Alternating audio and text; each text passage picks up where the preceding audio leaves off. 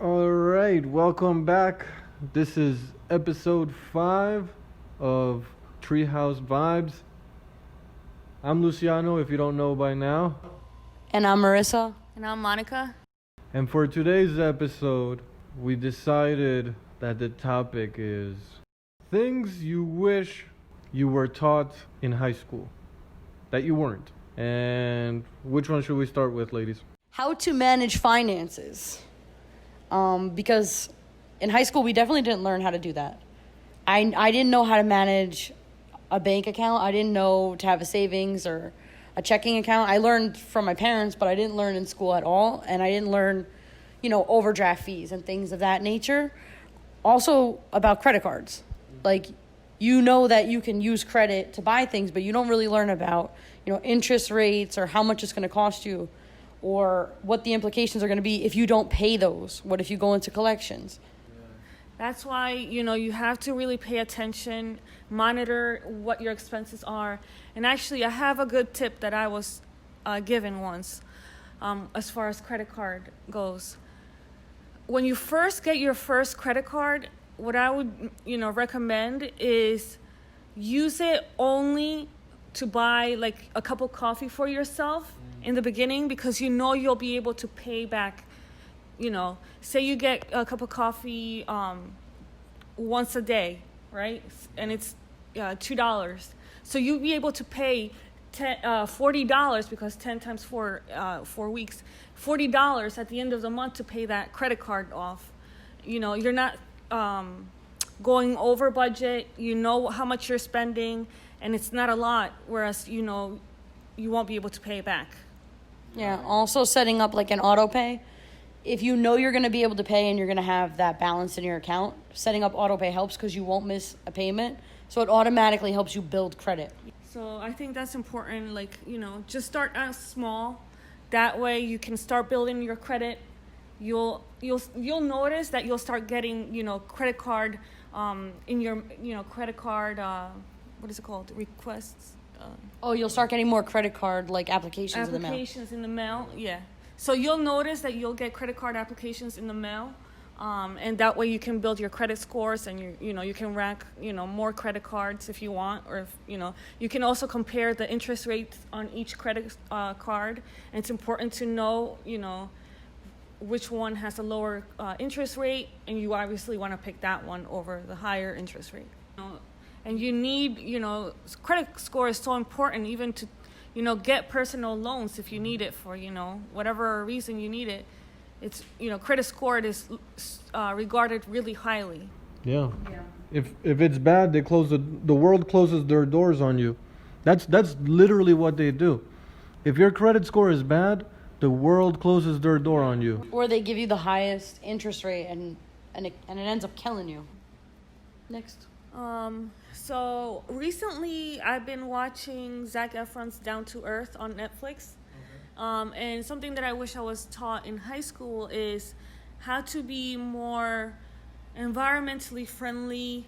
I mean, in the sense of like cooking for myself, like, using fresh vegetables, being that, you garden for yourself, you have a little garden at home if you can, or you shop at like a store where they have fresh produce. Yeah. So I think that's very important, and also how it affects our environment and our world. Yeah, or like kind of how to be like more self-sufficient, like yeah. Gardening for yourself, cooking. Like what the best choices are to make as far as like diet options. Best, how to recycle, when to recycle. And like, there's also all kinds of like, there's veganism, vegetarianism, pescatarian, and things like that. I didn't know like all the differences. Yeah. So learning that in high school, I think would be more helpful, because you can make, a choice for yourself, and like a healthy lifestyle choice for your future. Yeah. So you're not just lumped into like whatever the standard is, because maybe different options work better for different body types. That's another good thing to teach. Yeah. Not every diet works great for everybody. And I know it can be kind of like on an expensive side, to be kind of organic and healthy, like environmentally friendly. But some things that you can do at home, instead of using Ziploc bags, try using, those glass containers with the tops. What are those called? Mason jars. Mason jars. Try using those instead for, like garlic or whatever you want to use it for. Instead of glass is definitely better than using plastic. Yeah. That's a good idea. Yeah. Or like biodegradable stuff. Mm-hmm. Rather than using stuff like styrofoam. Styrofoam is really bad for the environment. And like, maybe, what would you name that class, Monica? Mother Nature 101? Environmental efficiency? Yeah, environmental efficiency, something like that. Yeah, oh, I like that. Environmental efficiency. I think that kind of goes with something I wish I was taught, or that we were all taught, which is kind of like survival skills. So that would include like how to start a fire, how to make a tent, and the different knots. That'd be helpful. And I would even, if it were up to me, I would take the senior high school class. Maybe what I would do is I would take the senior high school class to a camping trip and a hunting trip. Part of the survival class would be learning how to make bow and arrow, spears. And then all of this, it sounds violent, but if you teach it the right way, it's not. It's survival. I don't see myself wanting to take that class or wanting my kid to take that class. Well, my dad hunts. So I know, like, I see, like, how he does it, and he uses a bow and arrow, so he doesn't use, like, a gun, and I don't want my kids to go with him to go hunting. I don't want to go either, because he has invited us. Yeah. Like, we were always, like, taught that, like, we could go with him, and to respect the weapons and, to respect the animal and, the way that they do it, but it was never something that I wanted to do. Maybe because I like animals. Mm-hmm. I don't really want to kill them. Yeah, I think there's different sides to it. Yeah. Like, I see the side of survival, but I also see the side of, like, I don't want to kill an animal. Even learning fishing. What about fishing? That's a good one. About the green. The other thing that I think they should talk more about or teach us in high school is, like, self-care and self-love. Mental health. We don't get taught that. We don't even get taught what therapy's like. There's a really negative perception of therapy. And so many people won't go because they think that therapy is something medical or like for crazy people. And I think they should really talk about it, or maybe like have kids kind of experience it so they could see what it's like in the event that they need to go do it. I know a lot of people, and they have like, there's like such a stigma with therapy. There really is. Like, people, they don't like it. They never went to it, but they hate it. They think it's like someone dishing out pills. There's no pills in therapy. And I think if we taught it and we could get rid of that stigma around mental health. Because a lot of people do have mental health issues. A lot of people suffer, and they're suffering alone. They're suffering in silence. There is better options. There are ways to go around, getting yourself help. And even if you don't have mental health issues, you could have a stressful day, you go talk to your therapist. Yeah, it could also help, like, with dealing with grief. Like, say a family member died, how to cope with that. So I think mental health is very important. And if you don't have the right support, even if you don't want to go to therapy, like, if you don't have a friend that's there to support you, it can really hurt you, like, and bring you down. So mental health is something that they should include in all schools. Yeah, they definitely need to put more emphasis on mental health and just self-love in general. Not everybody has a mental illness. So we don't want to play so hard on just like, mental illness, bipolar, depression, because not everybody has that. But that doesn't mean that you have to ignore, your self-care, your self-love, your whole mental state. With therapy, if anything, I wish in high school they would have taught us that happy people can still go to therapy. Yeah. And you know, it's not just for depressed people. Happy people can still go to therapy, and we need to make that okay. Yeah.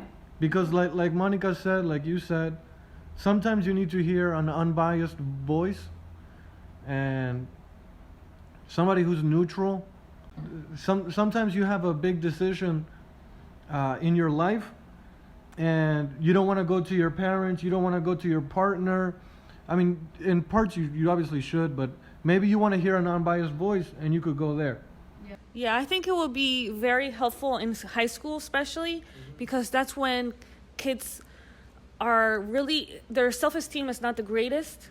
So I think going to therapy or going to like a counselor or some kind of, a person that can help you, I think it will bring your self-esteem up. It will self-love, very important, self-care. So I think, during that time, I think is very important.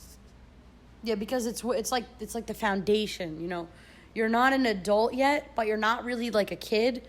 You're kind of coming into the person that you're going to be, and you're maturing, and it's a good time to introduce these things to them because, a lot of people, especially from we're millennials, so our parents are Gen X, and they have a different way of looking at things than we do.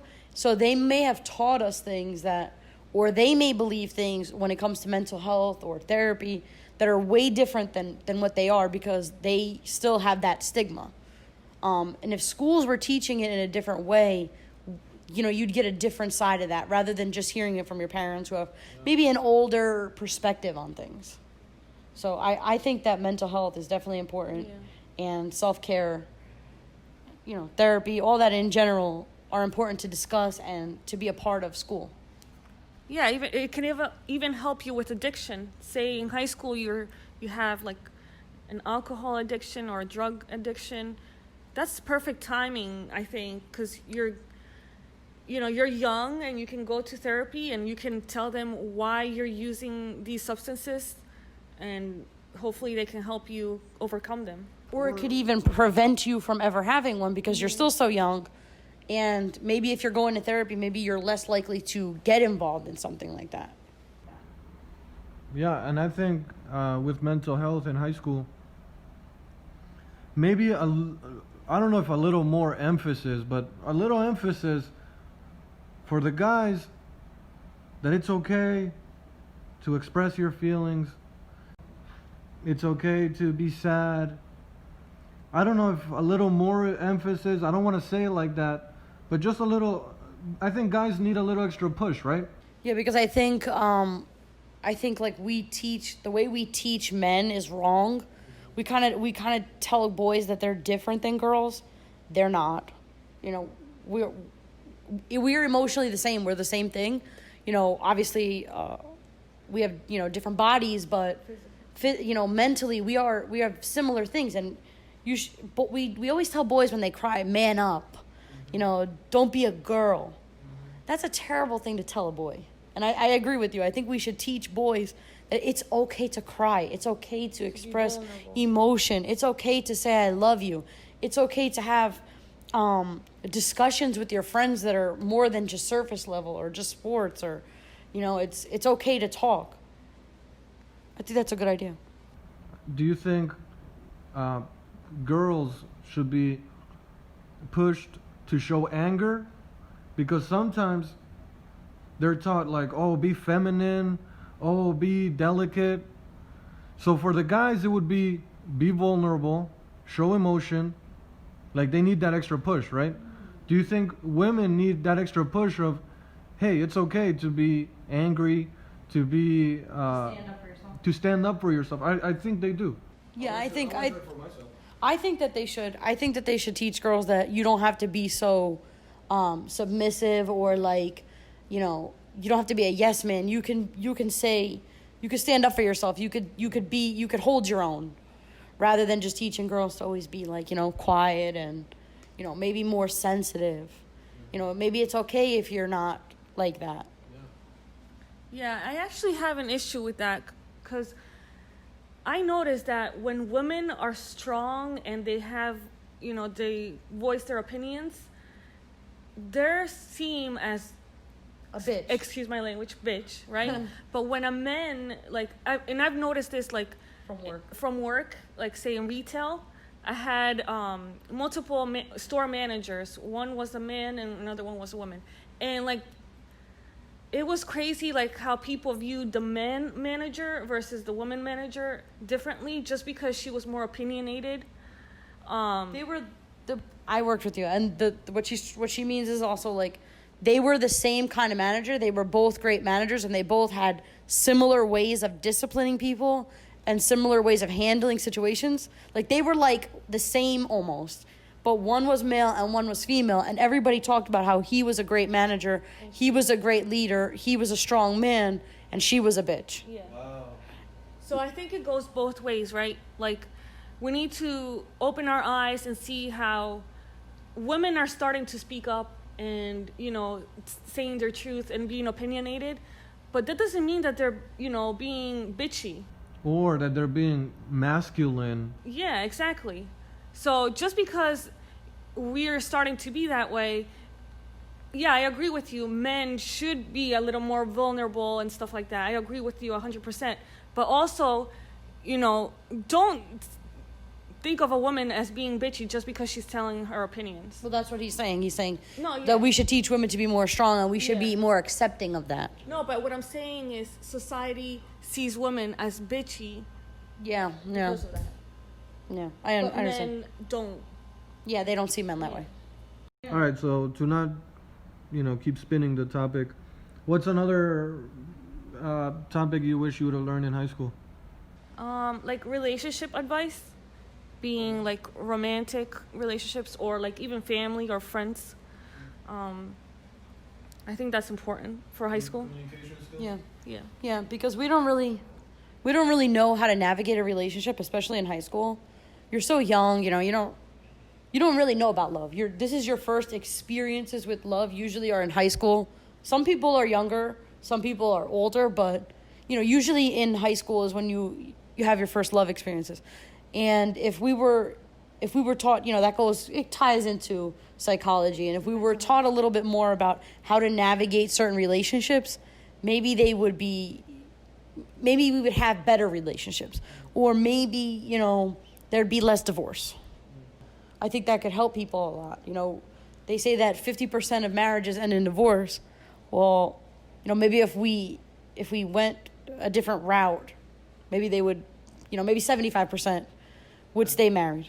I think your first relationships, because we're not taught, they're trial and error. Yeah. You know what I mean? So the first one, it's, damn, I really have to talk about my feelings. And then the second one is like, okay, I learned from the past. Okay, I can kind of talk about my feelings. And then the third, fourth. So instead of doing those trial and errors and leading a trail of broken hearts, if we were taught in high school, how to communicate and be teammates about it instead of enemies, then it wouldn't have to be trial and errors. And when you do find the love of your life, whether it's high school or college, in your 40s and 50s, you're ready, and you don't mess it up. Yeah, I think it's also important to know, like, who in your surroundings is a toxic person. Because you don't want to keep someone in your life that's constantly bringing you down, doesn't listen to you, and even when you do decide to tell that person that, and then they just create this wall and they just don't want to listen, that's when you should, a light bulb should, turn on and say, okay, I need to get away from this person. Now, how to identify toxic traits? Yeah, toxic traits, like in family, friendships, relationship, like, romantic relationships. So I think, that's very important too.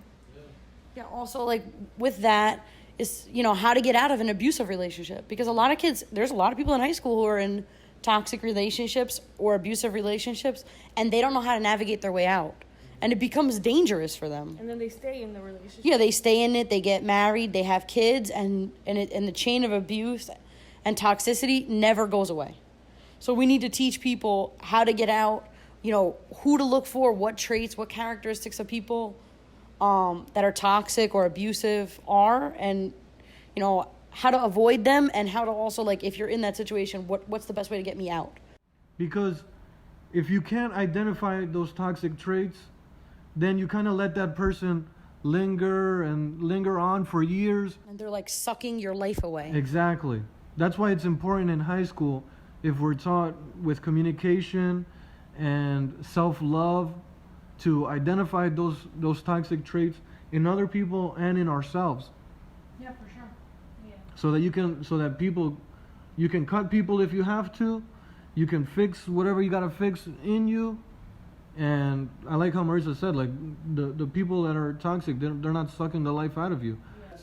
Yeah, I think when you have toxic people in your life and you're not taught, like, who's toxic or how to handle that or how to get, navigate away from those types of people, you kind of put yourself in a situation to put yourself down constantly. Yeah. And I think more people would be happy and healthier if they knew, who's a toxic person in my life, how that's affecting me. I don't need that person in my life. Just because we dated for a year doesn't mean that I have to marry you. You treat me bad, I don't want to be treated that way. I want to be happy. Just because someone is a big part of your life, if they're not treating you the right way, you don't have to keep them around. You have to be fair to yourself. You have to love yourself first. Just because they're your boyfriend for, like I said, a year or 2 years, your girlfriend for a year or 2 years, doesn't mean that you have to spend the rest of your life with them just because they've been there. Oh, we've been through so much together. Yeah, but they treat you really bad. They make you feel bad. You have a lot of sad moments. You have more unhappy moments than you have happy. So I think if we knew how to handle situations like that, more people would be happy sooner in life, rather than having to wait to your 40s to meet the right person or to have the right people in your life. Yeah, I think in other ways, don't settle. Yeah, don't settle. But, you have to teach people how to not have toxic people around. Yeah. A lot of kids just don't know. You have friends in high school that sometimes are toxic and you don't realize it. They were your best friend or, a good friend, but they're like negative and, they just drag you down and you don't realize it because you're like, well, they're my friend. But they're really like a negative force in your life. It's better to have a small circle instead of like friends here, friends there, friends there, friends there. And that goes with like learning the toxic traits, which is... Yeah, you're better off having like 5 really good friends than like 50, bad people who are bringing you down. It's not about quantity, it's about quality when it comes to friendship. I agree. Teach us that being alone is okay. Yeah. Because only then you can start adding people. Yeah. Only when you're okay with being alone. Yeah. Because if you're not okay with being alone, you'll accept X, Y, and Z from everybody. Yeah. Yeah. Because at the end of the day, you're afraid. You're like, oh, I'd rather keep them around even though they're toxic because I'm more afraid of being alone. Another good one, I think, is how to search for jobs. Career search. That they don't really teach you that in high school. So it's, like apps or websites like Indeed and LinkedIn are very helpful for that. Also, what helped me was taking personality quizzes, because it can kind of give you like, at the end it shows you occupational like things that you ideas. Like careers that you might fit well with your personality type. Because you're also like with that, they don't teach you what would be good career options for you. Maybe you're not the best in math, so maybe going into a scientific field or something in analytics wouldn't be the best for you because it's not an area that you're strong in. Or if you're not a great reader or writer, maybe don't go into something that's very literary heavy. And they should stop teaching us that after high school comes college. That's got to be out the window. Because even though we all went to college. Yeah, we all went to college. But I feel like something I don't know why I don't know why I do know I hated school. But I took like 2-year break or maybe 3 years break and then I went to college. But I think what they gotta stop teaching us is 18, you graduated high school, congrats, now you're a freshman in college. Like, nah, I think that's gonna be out the window. I don't know what you can add to that. I mean, I don't think you have to go straight from high school to college. I think if you don't, I mean, some people just automatically know what they want to do. And if that's you, that's great. If you want to go to college right after high school. But I don't think they should force like a strict path that everybody needs to follow the same one. Maybe you don't want to go to college. Maybe you really like, something more vocational. Maybe you want to be an electrician. There's nothing wrong with that. That's a great career field. Maybe you want to be a mechanic. Maybe you want to travel the world for a little bit. Be 18 and travel the world. Why not? We gotta teach that it's okay. You're a grown up, right? Supposedly we're grown ups at 18, so let's travel the world. Let's teach that that's okay. Then you can learn something you didn't know about you in Australia, or something about the world in Australia, or China, or France. Or maybe work, even just working after high school.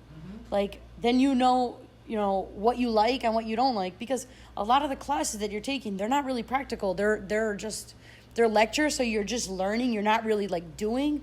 So sometimes going to work after high school, it helps, because you're like, okay, like for instance, I worked in retail right after high school, and that's how I realized, okay, I don't want to be my career. I like it. It's not the worst thing in the world, but for me, I know that I don't want this to be my full-time career. That's what made me end up going back to school. So maybe if somebody else, for somebody else, you could do something like that, and then you see, okay, well, I don't really like this. Let me go see going to school, or let me go to a vocational school, or, maybe switch careers, or, look into a certification. There's a lot of different options. It's not just strictly college. Yeah, and also, like, they don't really tell you about how much debt you're going to be in, Like, yeah, some people do get full scholarships, but the majority of people end up taking student loans. So, and that could take like 8 to 10 years to pay off, even more probably. So that's something that I wish I had known earlier, like how much debt I was going to end up being in after, college. Would you still choose accounting, having known? Well, I think accounting is a very rewarding career, and that's something that you have to go to college to be an accountant, like, a doctor too, a lawyer. So, like, careers like that, you need it. The other thing is I think also what you mean is, like, options for how to not accumulate so much debt. Yeah. Like, one of the things that helped us is we went to a 2-year school. Saved us a lot of money. Yes, we had to take student loans, but in comparison to some people, we have, like, almost no debt, really, when you're thinking about it in the grand scheme of things. And if more people taught that, it would help. Also, if you teach them how much debt they're going to be in, more people would probably do better in high school, so they could get that scholarship. If someone told me to back then, go do A's and you'll get a scholarship and you won't have any debt, I might have done more A's to go that route. If I would have known. You're immature. Obviously, some people are going to make different decisions, but you might make a decision on how you want to handle your high school career based on how much debt you're going to be in after high school, after college. I think with that, another path that they could have taught us, besides college and all that, is how to market yourself and your own projects. Maybe in high school there's some awesome musicians, a student that wants to be a YouTuber. Like, how to market yourself, like business marketing, so that you can be self-sufficient and just go at it alone. Instead of, again, 18, congrats, you're in college. Oh, also, when it comes to career choice, I've noticed that a lot of kids end up being what their parents were. Like, I noticed that a lot in the accounting field. Like, say, my dad was an accountant. It's just, easier for that kid to go into accounting because they already know, the basics of accounting, or, they've heard their dad talk about it and they're interested in it. Or they can get a good position automatically. Or they know someone. Yeah, exactly. So I think don't just settle because you hear good things about it. Actually do research try to do, maybe go to with your dad if he works in accounting. Go to his job one day, see what it's really like. Go to job fairs, things like that. So you educate yourself, because in college you only have 4 to 5 years to make that decision. And yeah, you can always go back, but once again, there's a lot of accumulating a lot of debt. debt. A lot of debt financially, and life is short, so your years, you're wasting years as well. So you kind of have to be smart about it too. Yeah. Also, going back to the whole thing we were talking about earlier, with the gender, the whole thing about gender norms and stuff like that. Maybe don't teach kids so much about girls should be nurses and boys should be construction workers. Maybe teach kids that it's okay that if you're a man and you want to be a nurse or a chef or something that we would consider to be, quote unquote, a feminine career, that's okay. Or if a girl wants to be a plumber, that's okay, because that's what you like and that's what you're interested in. Don't just pick a career based on, what you are or who you are. Pick something that you're going to enjoy, something that you're going to be good at. Don't let somebody tell you because you're a girl you can't be a plumber, or if you're a boy you can't be a nurse or a homemaker. So, kind of like for this topic, if I was like a high school principal or something, for choosing career, maybe like different classes, like, okay, these students want college, these students want to market their own projects, different classes, and these students want to do technical jobs, and in that way you can teach differently and how to strengthen their interest. Exactly, yeah. But I think high schools, they already have programs like VOTEC, like where they do have electricians and plumbers. I know with our schools, like here, if you go to a VOTEC school, you're committed to one discipline, and you're committed to going there half a day. Maybe offer vocational classes that you can try maybe early on in your high school years, just so you could see maybe someone doesn't know. I don't know what I want to do, so maybe I take a class on how to be a mechanic, and then another one I take a college writing class, and then I take cooking and whatever. That way you get to taste a little bit of everything, so that maybe by the time you're a junior or senior, you can commit more, or I took mechanics, I kind of like it, or I took cooking, I want to be a chef, rather than just being okay, you have to take your English, your math, your whatever. You could pick art, maybe not so because when you really think about it, most of the electives in school are art or drawing or a language. It's all the same things, and maybe not everybody wants to do those. We need more career options. Not a lot of people are gonna become artists.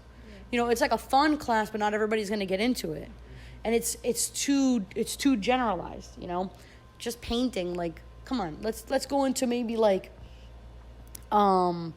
more. Oh, we have graphic design. Maybe we'll say something how, like you said, freelance. How to be a freelance writer. How to be a freelance photographer. Things like that, rather than just so just cut and dry. Just general art. Well, that's kind of broad. Or general, Spanish. It's too broad. So to close out this episode, we've been doing a bit of tradition. I don't know if it's tradition. I don't know if that's the right word. But a little routine. Oh yeah, Monica's been doing the routine of quote of the day. So we're going to close out with a quote. Also, if I'm not back for episode 6, it's because the aliens Oh my God. came. They heard me plead and beg to come on my birthday month, and they finally came. So episode 6, it might just be Monica and Maurisa. And with that said, I think Monica's ready for the quote of the day.